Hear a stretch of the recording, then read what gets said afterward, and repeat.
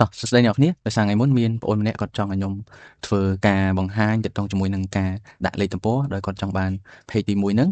គឺអត់មានជាលេខទំព័រទេហើយនឹង page ទី2គឺមានលេខទំព័រហើយ page បន្តបន្ទាប់ទៀតមានលេខទំព័រតបន្តបន្ទាប់អញ្ចឹងនៅក្នុងថ្ងៃនេះខ្ញុំនឹងធ្វើវីដេអូទាក់ទងជាមួយនឹងសំណួរដែលបងប្អូនអ្នកនោះបានសួរមកខ្ញុំអញ្ចឹងកន្លែងនេះយើងមានជា page ទី1ដែលអត់ទាន់មានទំព័រទេដូចអ្នកនរគ្នាបានឃើញអញ្ចឹងខ្ញុំធ្វើការចូលទៅកាន់កន្លែងlayout អូខេខ្ញុំចូលទៅកាន់ layout ហ្នឹងហើយក្នុងនេះយើងឃើញមានពាក្យថា break ខ្ញុំចុចលើ break មកវាមាន option ជាច្រើនអញ្ចឹងខ្ញុំសូមរើសយក option next page ដើម្បីធ្វើការបង្កើតនៅ session ថ្មីមួយទៀតទៅលើទំព័រថ្មីអញ្ចឹងដើម្បីឲ្យ page 2ហ្នឹងវាមានលក្ខណៈខុសគ្នាយើងត្រូវការបង្កើតវានៅក្នុង session ផ្សេងគ្នាសិនទៅលើ page នីមួយៗហ្នឹងអញ្ចឹងខ្ញុំចុចលើកន្លែងនេះមកអញ្ចឹងយើងឃើញថាយើងបាន page ចំនួន2អញ្ចឹងវាបាក់មើលបន្តិចខ្ញុំសូមចូលទៅកាន់ view ហើយខ្ញុំយកoption multi page ដើម្បី view multi page អញ្ចឹងកន្លែងនេះយើងឃើញថា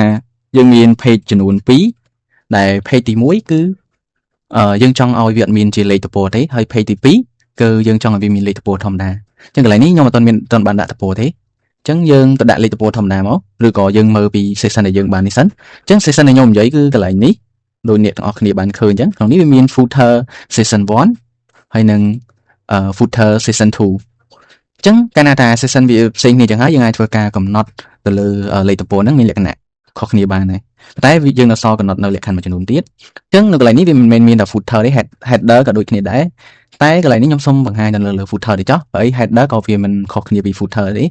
ញ្ចឹងខ្ញុំសូមដាក់ជាលេខទំព័រសិនយើងគ្រាន់តែចុចទៅលើ footer របស់យើងមកកន្លែងនេះដើម្បីចុចឲ្យវាចេញលក្ខណៈអញ្ចឹងយើងគ្រាន់តែ double click ទៅលើវាមកដើម្បីឲ្យយើងចុច double click 2ដងយើងចុច double click មកហើយយើងចុច click 2ដងវានឹងឃើញលក្ខណៈអញ្ចឹងហើយបន្ទាប់មកទៀតខ្ញុំសូមចូលទៅកាន់កន្លែង option មួយនេះដែលមានឈ្មោះថា header and footer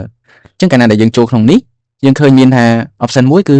page number អញ្ចឹងកាលណាយើងចុចលើ page number ហ្នឹងវានឹងឃើញមានជា style នៅក្នុងការដាក់ page ផ្សេងៗយើងចង់ដាក់នៅខាងលើដាក់នៅ bottom នៅខាងក្រោមឬក៏ដាក់នៅមិនអញ្ចឹងកន្លែងនេះខ្ញុំសូមយក style មួយនេះចុះខ្ញុំដាក់នៅកន្លែងនេះអញ្ចឹងកាលណាដែលយើងដាក់អញ្ចឹងហើយយើងទៅមើលកន្លែងនេះខ្ញុំសូមដាក់វាធំតិចមកដើម្បីងាយស្រួលមើលអញ្ចឹងបើសិនជាអ្នកនរគ្នាធ្វើជា document អីដាក់ទៅតាមចំណង់ចិត្តរបស់អ្នកនរគ្នាទៅដាក់នេះខ្ញុំ demo អញ្ចឹងខ្ញុំសូមដាក់វាធំដើម្បីងាយស្រួលមើលអញ្ចឹងនេះគឺជាលេខទំព័រដោយសារតែយើងចង់ឲ្យទំព័រទី1របស់យើង page ទី1របស់យើងគឺអត់មានលេខទំព័រទេអញ្ចឹងដោយសារតែកន្លែងនេះយើងឃើញថាវាមានធម្មតាតែយើងធ្វើម៉េចដើម្បីបំបត្តិវាអញ្ចឹងបើយើងទៅលុបវាស៊ឺតែម្ដងហើយខ្ញុំលុបចេះមកវានឹងបាត់ទាំងពីរហើយវាអត់បាត់នៅក្នុង page ទី1ហើយ page ទី2មានធម្មតាទេអញ្ចឹងដោយសារតែវាមានកន្លែង option មួយនេះ the same everywhere អញ្ចឹងកាលណា the same everywhere វាត្រូវមាន style ដូចទៅនឹង page ដែលនៅ previous page របស់វាហ្នឹងអញ្ចឹងខ្ញុំសូម select លើ page ទី2នេះ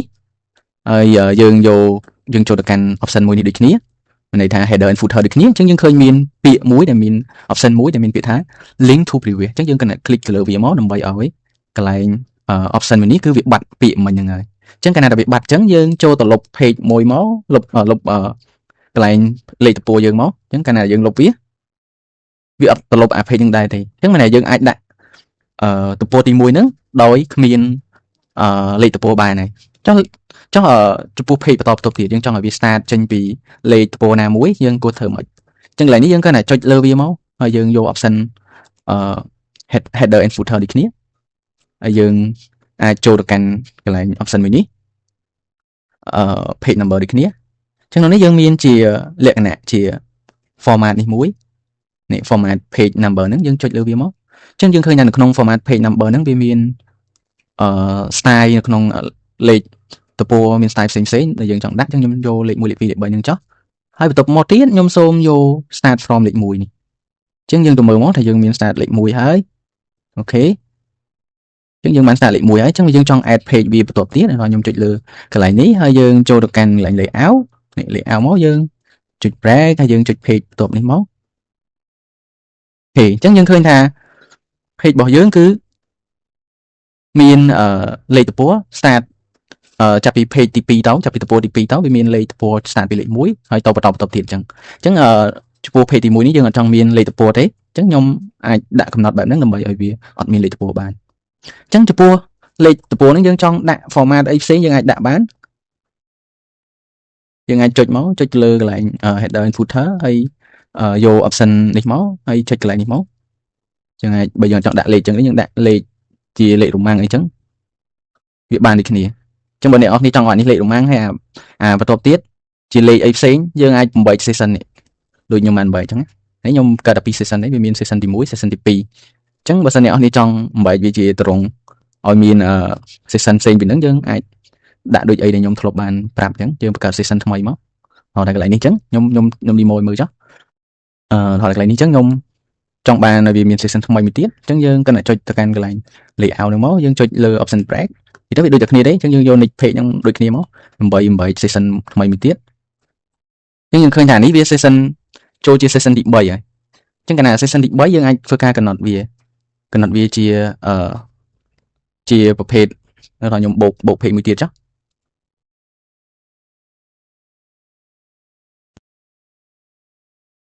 អញ្ចឹងយើងចូលទៅកាន់ layout យើងចូលទៅកាន់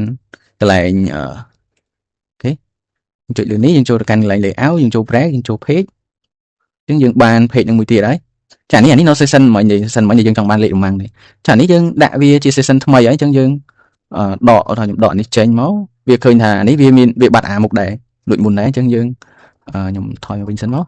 អញ្ចឹងដោយសារតែវាមានពាក្យ previous នឹងដែរអញ្ចឹងខ្ញុំចូលទៅកាន់header footer ដក link នឹងចោលអូខេយើងឃើញថាវាបាត់អាហ្នឹងហើយអញ្ចឹងខ្ញុំធ្វើការchange អាទំព័រនេះម្ដងនេះ change នេះអញ្ចឹងខ្ញុំចូល header footer ចូលកន្លែងនេះយើងចូល format នេះមកយើង change វាទៅជាលេខ1លេខ2អញ្ចឹងអូខេអញ្ចឹងយើងឃើញថា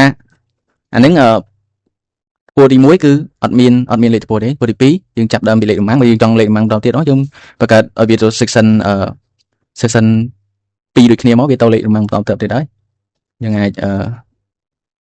ចុចលើ page ហ្នឹងមកហើយយើងចូលទៅកាន់ layout ចុចនេះមកចុច page បន្ទាប់មកអញ្ចឹងយើងឃើញថា page ដែលខ្ញុំបានបង្កើតថ្មីនេះវាតទៅតាមអា session នេះដោយសារវាមាន session ដូចគ្នានេះយើងឃើញនេះ session 1 session 2 session 2ដូចគ្នានៅ page ទី3ហើយ page ទី4ទី5នេះគឺ session ទី3ដូចគ្នាអញ្ចឹងបើយើងមើលលេខទំព័រទៅអានេះអត់មានអានេះចាប់ដើមពីលេខ1រមាំងលេខ2រមាំងលេខ1ធម្មតាលេខ2ធម្មតាលេខ1ប្រាំងលេខ2ប្រាំងអីចឹងទៅអញ្ចឹងបើសិនយើងបង្កើតថែមទៀតអញ្ចឹងដូចនេះអញ្ចឹងយើងចង់ page បន្តទៅទៀតយើងគាត់ add page ថ្មីមកវានឹងទៅអូតូហើយដូចកន្លែងហ្នឹងយើងគាត់ចុចlayout ដែរមកឬក៏យើងបង្កើត page ធម្មតាក៏វាទៅដែរអញ្ចឹងវាទៅអូតូអញ្ចឹងវីដេអូរបស់ខ្ញុំមានតែប៉ុណ្្នឹងគំថាអ្នកនរគ្នាមើលហើយនឹងយល់អញ្ចឹងបើមានចង្អុលអាច comment នៅក្នុងវីដេអូខ្ញុំបានហើយមួយទៀតកុំភ្លេចជួយ follow page ខ្ញុំអ្នកមួយផងដើម្បីទទួលបានវីដេអូថ្មីៗអញ្ចឹងវីដេអូរបស់ខ្ញុំមានប៉ុណ្្នឹងអរគុណច្រើនហើយជួបគ្នានៅឱកាសក្រោយទៀត